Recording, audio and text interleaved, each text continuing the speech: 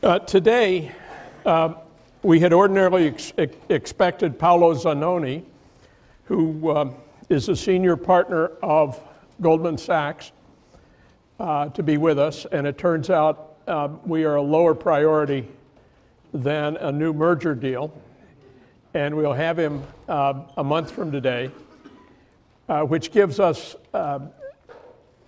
time to pull together a bunch of important details about the institutional foundations of capitalism. And I'm going to use the term wealth maximizing law today. If you think about what courts do and what legislatures at any level, from New Haven to the Congress of the United States, they set rules which create incentives and disincentives that affect how people behave.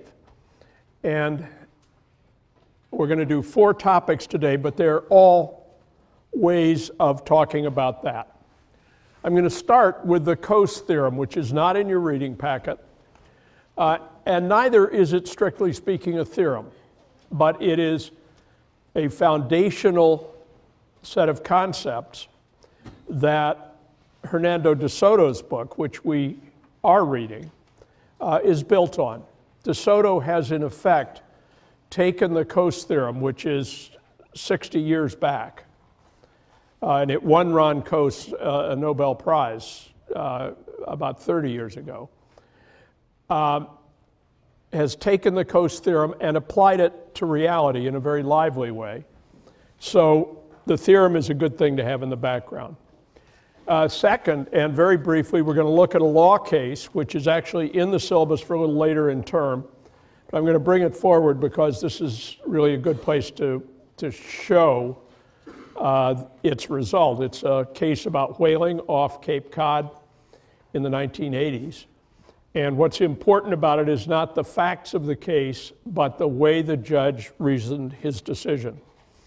Third, we're going to do a De Soto in America, which was the assignment in this book for today's class.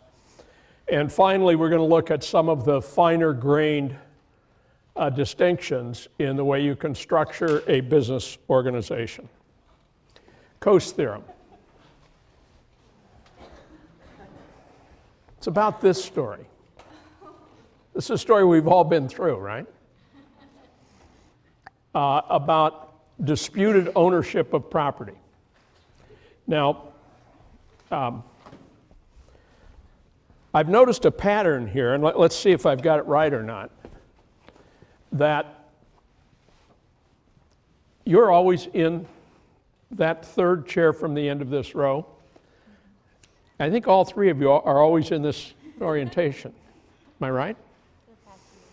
Okay, and how would it work out if, let's say Leslie here, came a little early next Wednesday and sat in one of those 3 chairs? That would be horrible. It would be horrible. Okay, now, what would be horrible about it? You're all co-equally students in the course. The chairs, so far as I can tell, are identical, except that this one is broken. What's up? Well, I'd say that this is sort of acknowledged as my seat. Okay. It's acknowledged as your seat, and the other 2 of you would say something very like that. You own this one? Yeah. Yes. Okay. So what we have here is an informal set of property rights. There isn't a law of any kind which refers to these rights, but they are the folkway norms of our classroom. Now, if we press further, let's take, do you live in your college? In your college? In my college? Yeah. Do you live there? Yeah. Okay. Are there property rights in and around your entryway and in your suite and so on? Are they ones written down by the dean's office or by the master? I presume. Are they? Who owns the property? Well, I mean, aren't there some that aren't written down? Among our studentmates, perhaps. Well, can you, I'm For trying to draw you out on For this. example, Ray here, he has a corner of the common room dedicated to his desk and his chair and his studies. And would you think of sitting there? No. Okay. And Ray, how does it, does your friend here have any rights or not? I guess the single knock before you go in.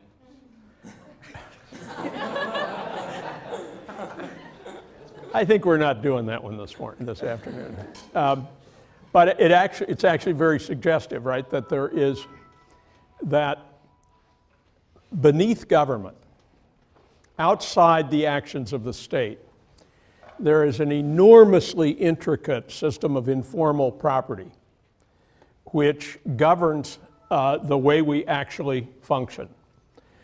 And that system of property can be good, bad, or indifferent. It can be just or unjust.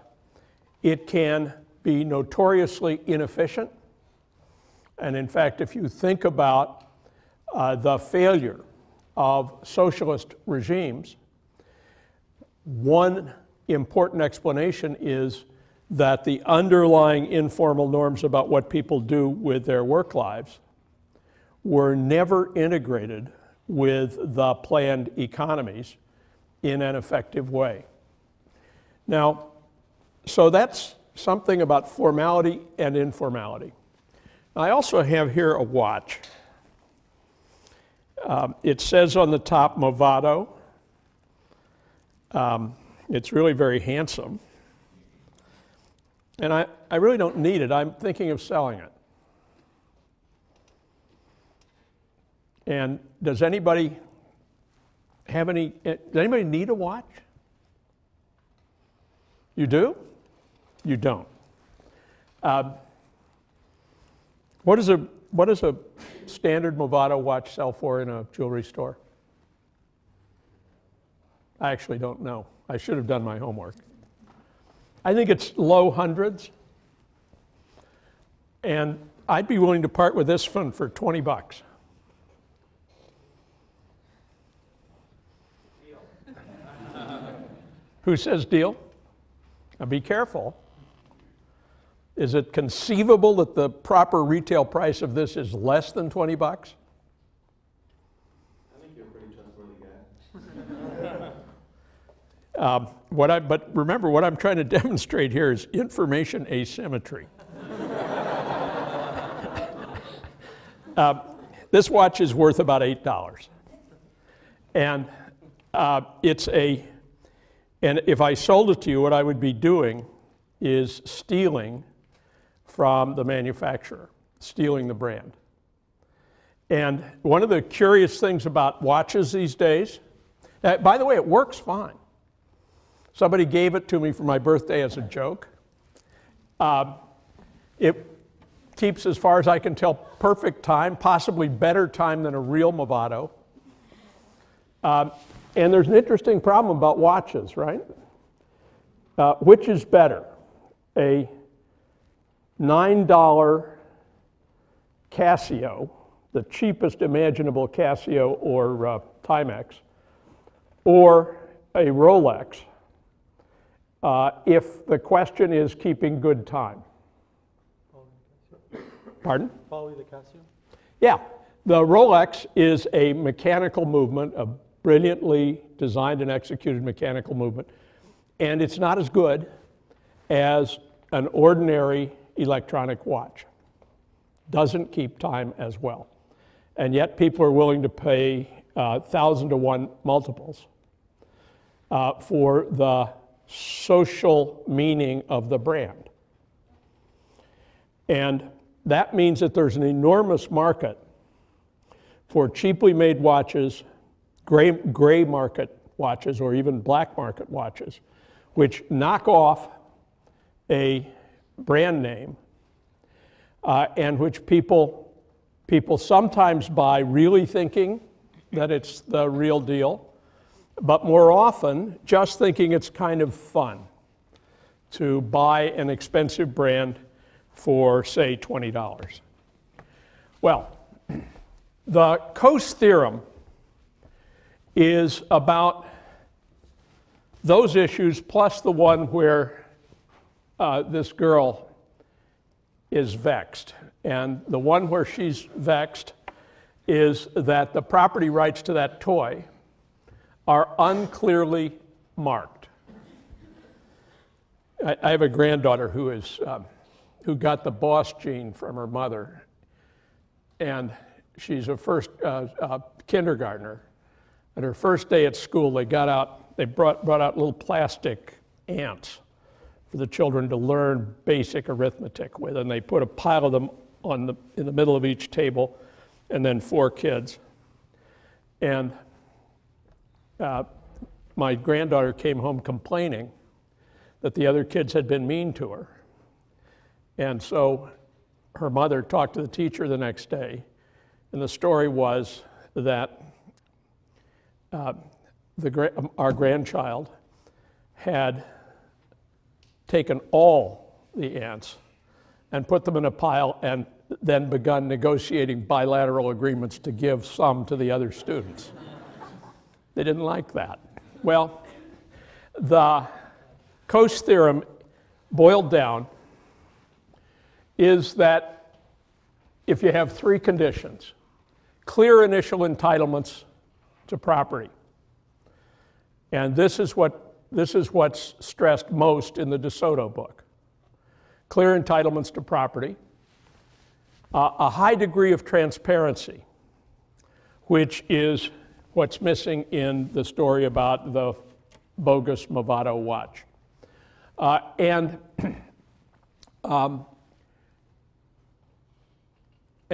low transaction costs. The Nobel Prize in Economics announced today, they announced 2 of them, but one of them went to Ollie Williamson, formerly a colleague of ours here at Yale, for inventing and elaborating the idea of transaction cost economics. And by have we talked a little about transaction costs here? About how hard it is to get a deal made. You know what deal you want to make, but all the red tape that gets in the way makes it very difficult to get there. And Coase's principal point is that in that tiny segment in the middle of the Venn diagram, where these 3 conditions all obtain, we should expect people to reach efficient allocations of property, no matter what the initial allocation. Now notice I didn't say, and he doesn't say, fair or just allocations, just efficient. And efficient in the sense that people will trade to a point where there are no further opportunities for mutual gain, and you get to a so-called Pareto efficient or contract curve outcome. And I'm going to, I don't do this to you very often, but we're going to do this with a graphic demonstration. This is an Edgeworth box. I used one once before. Is anybody in trouble about how an Edgeworth box is set up? Hum if you are. Okay. So Smith is here, Voltaire is there. Smith gets that much paper and that quantity of pens. Voltaire gets the obverse quantities.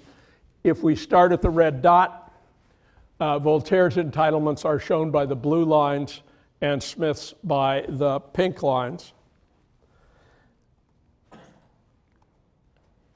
Voltaire would prefer any outcome beyond this indifference curve going this way, away from his point of origin. And Smith would prefer anything that way from the pink indifference curve. So there is a set of outcomes which are clearly superior to the starting point, and they're in that set, that lozenge in shape, and so they will trade to that. And if we just set it up as this is a rank order account of what Smith wants and of what Voltaire wants, S is that set of outcomes. And those two, S in the two diagrams is the same thing. And ultimately, they'll get to an outcome where the indifference curves are at tangency to one another. So there's no further gain from trade. And there will be a whole set of outcomes that fit that description, forming the contract curve, all those points. And the contract curve will be equivalent to this possibility frontier in the other style of diagram. And it's a really simple idea. The way to use the Coase theorem, though, is backward. The Coase theorem is boring. Incidentally, I was talking to my TAs this morning about the first round of memos, and they had only one complaint, that they were often boring. And not bad, but there was none of the author's personality in most of them. And you've all learned long since how to write papers in college and get good grades. But you ought to just occasionally put yourself into it. Don't do it the standard way. Just go out on a limb. Now, that's especially true if you don't think you need to go to law school, med school, or an MBA. But it's actually, I remember making all the exact same calculations when I was where you are. But a little risk-taking in writing actually endears you to those who read the work, and often actually pays off. An interesting thing about writing, after your BA, taking risks with your writing turns out to be the only way of getting ahead. Standard issue writing pays up to the BA and by and large doesn't pay after that. It's interesting. At any rate, I don't mean to alarm you about your grades, but I think it's actually worth thinking about. I've mislabeled this. The top label should read Ghen versus Rich. Ghen is spelled G-H-E-N. And this is a case about thinking out the incentives to make people behave in productive ways. The story goes as follows. Ghen is a whaler. He operates out of Wellfleet, Massachusetts. It is 1881, and he spots a finback whale and sends the little boats out with his crew, and they harpoon the whale.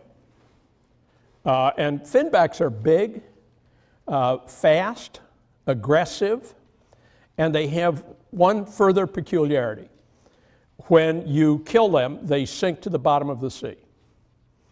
Virtually all whales float when killed. And the general rule of property in whaling is finders, keepers, losers, weepers. You've all heard of that. And the specific method is that after you kill a whale, you either lash it to your ship and tow it to harbor, or slice it up and process it at sea, but these boats by and large weren't big enough for that. Or you leave it floating and put a marker on it, and the marker is your brand. It's like branding cattle. and everybody then is compelled by law to acknowledge that it's your whale. But the finback presents a dilemma, because neither of those strategies is available to the whaler who kills a finback. And what happened to this particular finback is that it floated up a day or two later on the beach near Wellfleet on Cape Cod. And a gentleman came along and found it and conducted a quick auction, and Ellis bought it. Ellis bought the whale and processed it into whale oil and other byproducts, put them on the market, and at this point, again returned from his voyage and wanted his whale back. So he sued Ellis, Rich rather, sorry. Ellis is the guy on the beach who found it. He sued Rich, who had processed the oil, for his money. And what happened was that the judge ruled in favor of Genn and reasoned, well, let me not tell the whole story. Let's suppose you were hired as attorney for the finback whales. The finback whales hire you as a lawyer, and they want to get this case to come out so that they will be safe from whaling in the future. How would they have the judge decide the case?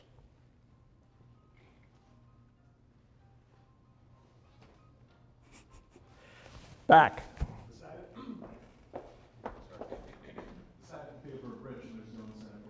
Okay, exactly, and why?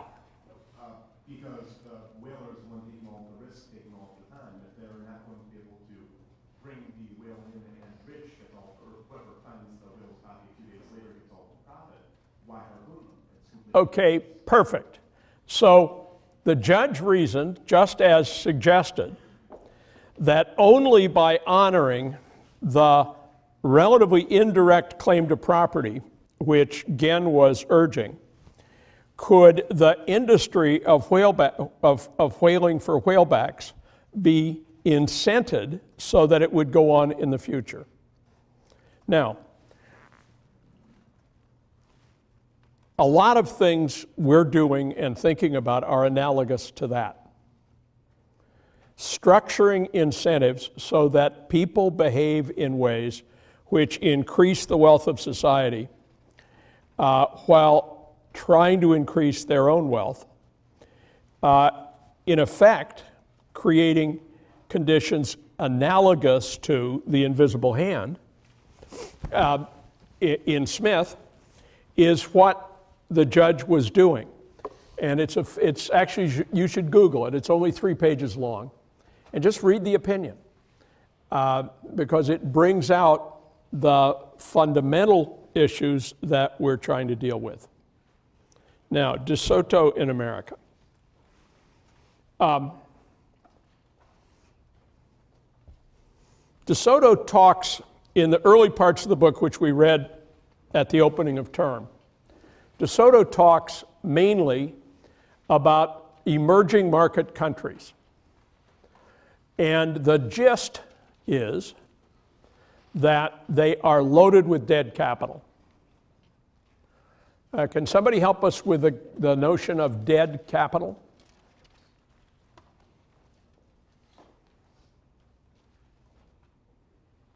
Here we go. Well, De Soto argues that live capital serves both its purpose as a house and its kind of second life is to serve to back any future investment.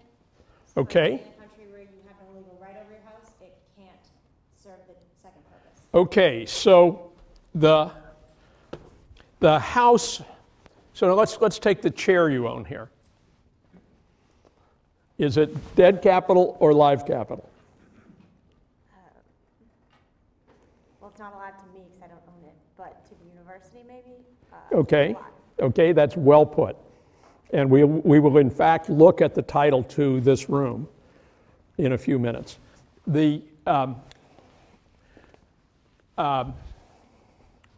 De Soto's idea is that in an informal system of property, which has not been integrated with a governmental system of property, people have capital, but it is dead in the sense that it can't be used for collateral against a loan, and if it is sold, there is no way to enforce the contract on the sale, except mafia style. And mafia style often doesn't work out all that well. So the chapter we read for today is about the proposition that the advanced economies didn't get to having live capital all at once. It came through a long process. And De Soto in this chapter talks through the informal practices of property which grew up in mining camps in California, in agricultural communities in Iowa and other Midwestern states, in claims to land in colonial America. And what I'd like to do is start at the present and then work our way back.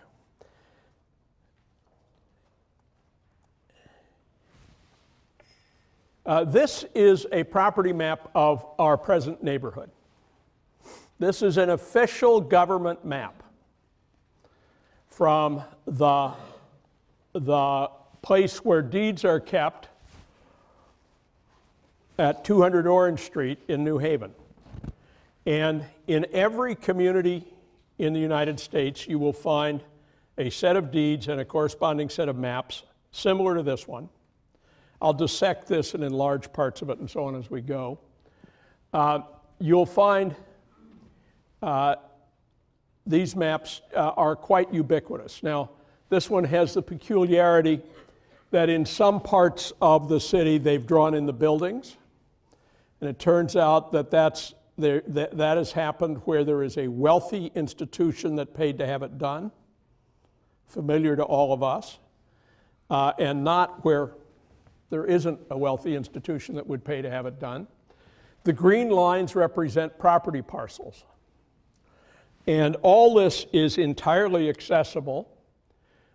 If you Google vision appraisal, one word, vision appraisal New Haven, you'll get all these files, and you'll get a photograph of every structure to go with it. And here we have a particular parcel that includes and surrounds this building. And there's a close-up of the building, and we're in the, you can see the match there.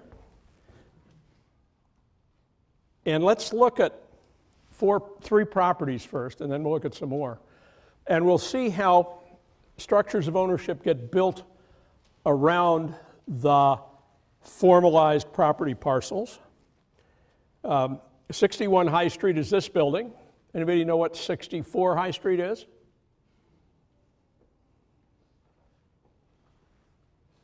No idea? What's the small brownstone building across the way? Skull and Bones. Okay, and Skull and Bones turns out for property purposes to be called the Russell Trust, and we'll look at that. And 41 High Street, I was just there, is Starbucks and some other property above it. And let's look at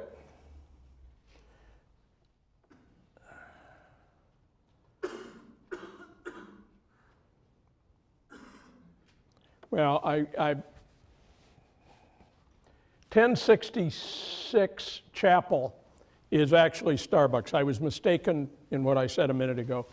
41 High is the building right behind Starbucks. And this is what you find on the land records. So this building is parcel 14188, map 261, block 252. it has an effective total area, and this means places you could do anything with. And this would count every square foot of indoor or outdoor space, and it totals a little over 100,000, of which 9,259 is heated indoor space. Its asserted value from the city is $2.68 million. For the land, 4.97 for the building, 7.65 altogether.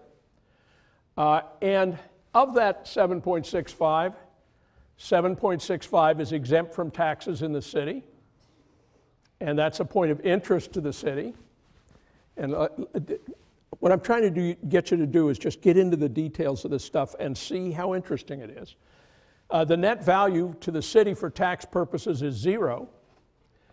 Owner, Yale University. Now,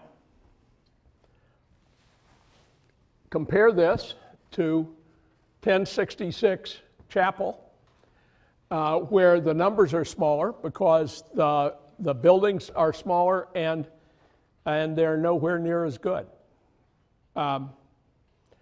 The net taxable value is $500,000.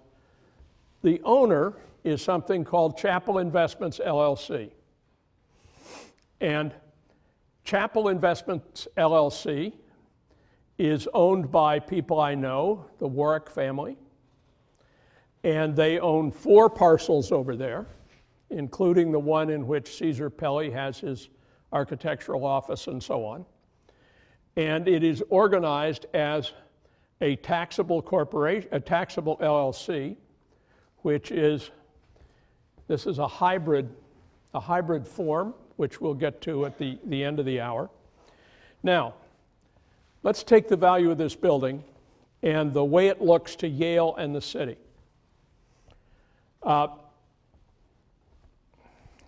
If we wanted to market Lindsley Chittenden Hall, we want to say, what would this building really sell for? This building and the land in question. How would we go about that? Who's got an estimate? More or less than $7.65 million? More. Who said more? Okay, can we get him a mic? Oh, there we go. Why do you think so? I don't know, it's a building that has a lot of history, a lot of alumni might be interested in it. It's got beautiful artwork, some nice carving, put a pool in. Okay, does it look like it's well maintained? Yeah, very well maintained. Might buying this have any resemblance to buying a Movado watch of this description? Let's suppose I want to run some kind of a commercial educational institution. What would this building be worth if suppose I were going to run something which was aimed at wealthy kids with bad test scores? It would be nice to be associated with the Yale brand. Yeah, I might name it Ray College at Yale. It has a ring to it, right? And the building, use that. That might be the highest and best use of the building. Anybody else got a thought about what? Yes. Tom, is it? You're going to have to start paying taxes on it? I am. Well, unless I can get it made into a 501c3, nonprofit corporation, in which case I might get away with not paying taxes. So, any other use anybody can imagine for this thing? Oh, come on. Yes. I'll actually argue that property value would be lower because the building is built for such a specific use that in some ways it's unlikely that you can find anybody who would value it as much as its asset. Well, I mean, can we think of anything unrelated to education you could do with this? Could it be a resort?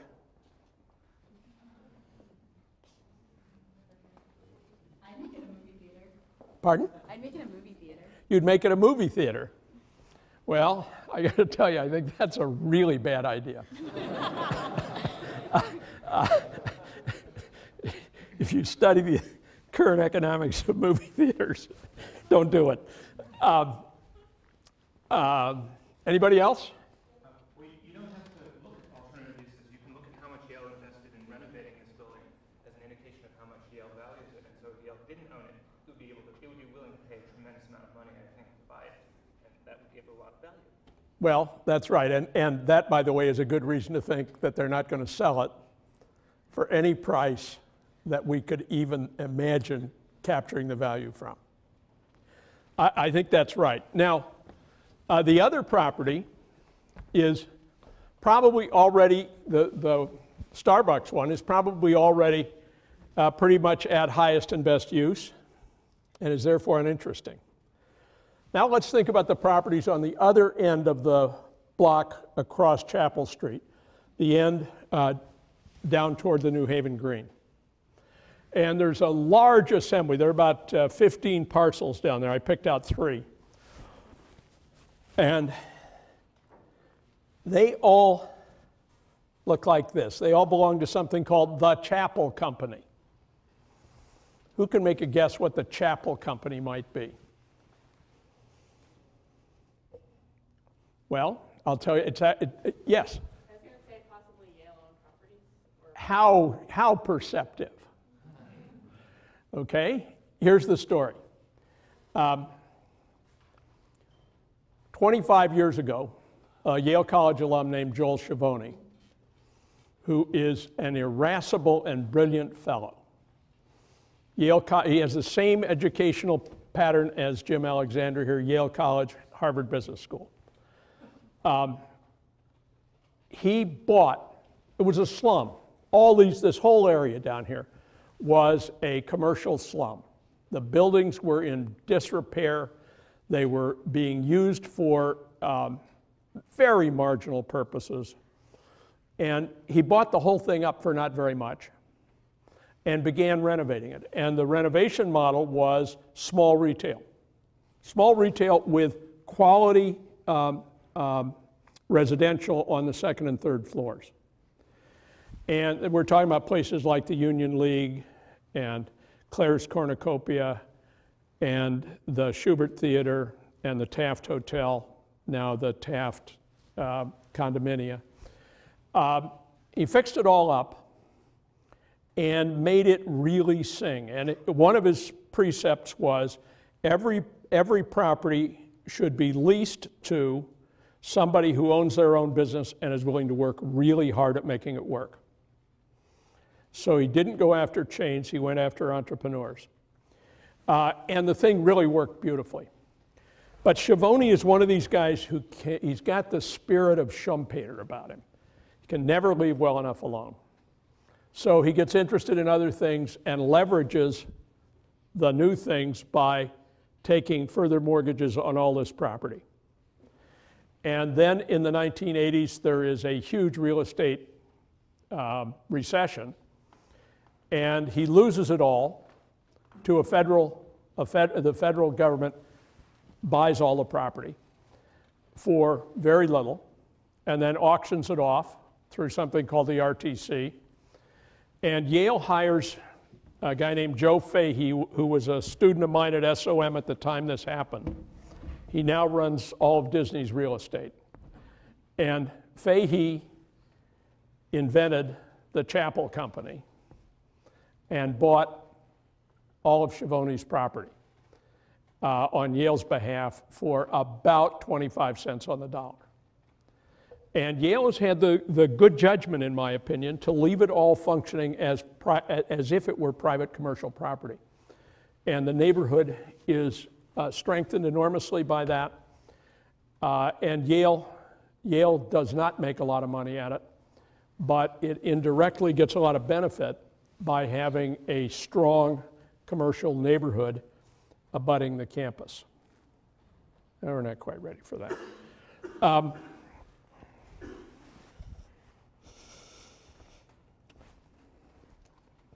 Well, let's not use the maps, but let's talk about properties further up in the middle of campus. I'd like you to focus on 140 High Street and 306 York Street. 140 High Street is the Yale Law School. And its taxable value is $42 million. That's the building, not the institution.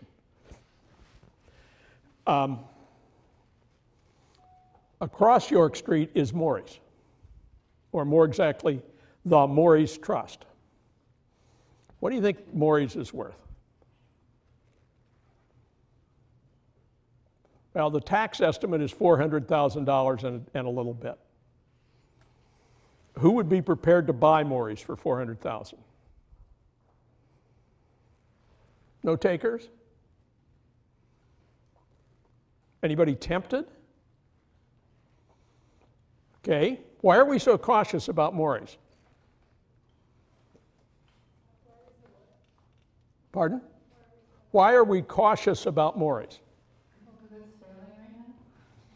It closed its doors on December 19th last year. What's wrong with that? It would make me skeptical about the area, like maybe there's something wrong with the businesses around it or what's around it that would make it less valuable to commercial space. Okay. Yeah, I mean, it's sure a rundown neighborhood. You got the Yale Hall of Graduate Studies, Morrison Stiles. No, I mean, like, as opposed to the tax area where the whole area is like a commercial area. Okay. It's maybe sort of out of place. I would consider buying it personally because I think it could be used. I think it could be used effectively. Okay, I am the chairman of the group that, in fact, owns it. And I'm going to try not to take offense at the way you guys value it. We're investing $3 million in it over the next 4 months. And we plan to open it and have all of you clamoring to get through the front door, or the back door, which will be the Whiff and Poof bar. Now, in evaluating it, you do have to take into account lots of things that aren't bricks and mortar. And I'm glad you said what you said. You're blaming the neighborhood for what is in fact a spectacularly mismanaged business, right? I mean, did anybody eat in Morey's last year? Can we get the mic to this lady? We're going to do okay, on a 1 to 5 star basis, what's the rating?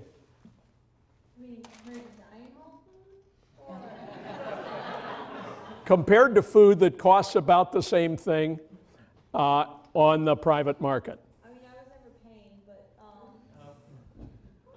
I mean, a 3? A 3? The food's not that good, but it's really fun. I'd say a 1. Okay. The fun part was the singing, the memorabilia, the cockroaches. No, I'm kidding. But the food was notorious, right? It was really bad. And how well did they do at serving drinks? I mean, horrible. There was no bar. The tables down at Morey's had no bar. And it failed partly because it was very badly managed. It was managed by 15 Yale alumni, not one of whom knew anything about business. That's a little harsh. Not one of whom knew anything about business except for being a stockbroker, which is a pretty abstract business, right? There are no cooks in a brokerage house.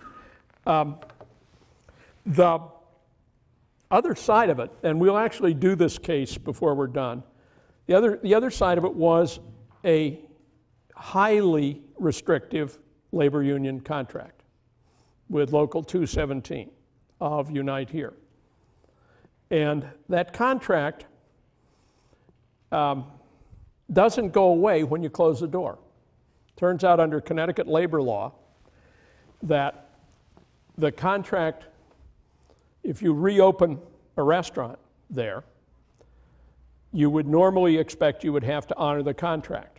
Now, it turns out we have a loophole that's going to get us a better deal than that. But I'll give you an idea of what that means is that given the labor law, the value of the building is affected by the existence of the union contract. It becomes almost like paint in the way it adheres to the thing. And it included, for example, a provision that there should be 4 people called cashiers who count the cash each night. Only 1 on duty each night. They rotated. They were all part-timers. One of them was a full-time teacher at a local high school. And they were required we were required to pay them 4 hours for each appearance. And each appearance was, how much cash do you think you take in these days in a restaurant of that kind? None. There might on a good night be $100 to count. But the contract obliged Morey's to employ these guys, and worse yet, to pay them vacation time. So we have a high school teacher being paid 5 days of vacation time by Morey's while he is on vacation, paid vacation, from the Branford school system. That's a deal. So analyzing what gets built on this framework is a little complex.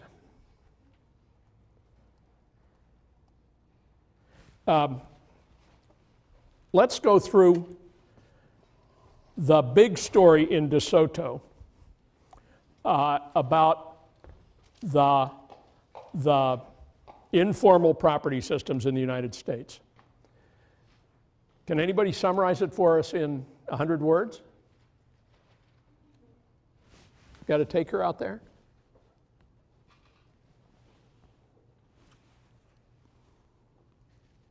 Are you headed for a taker?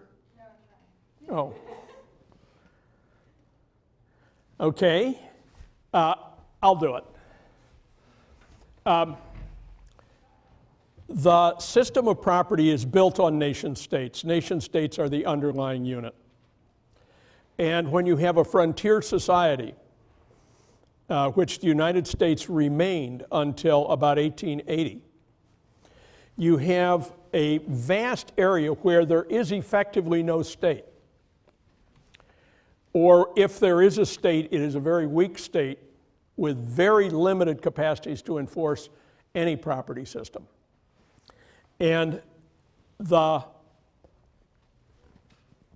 key Green versus Biddle case, which arose in Kentucky, asserted the following. It said, informal property rights count for nothing.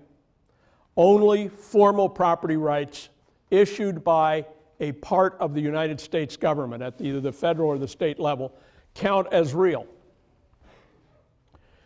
This provoked a rebellion that included violence.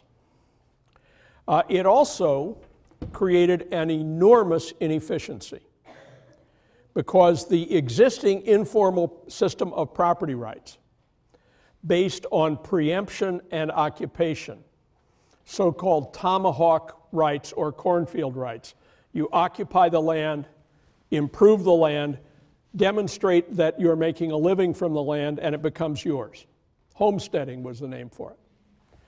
And in 1862, the Homestead Act adopted into federal law that system of informal law and made an integration between the two levels.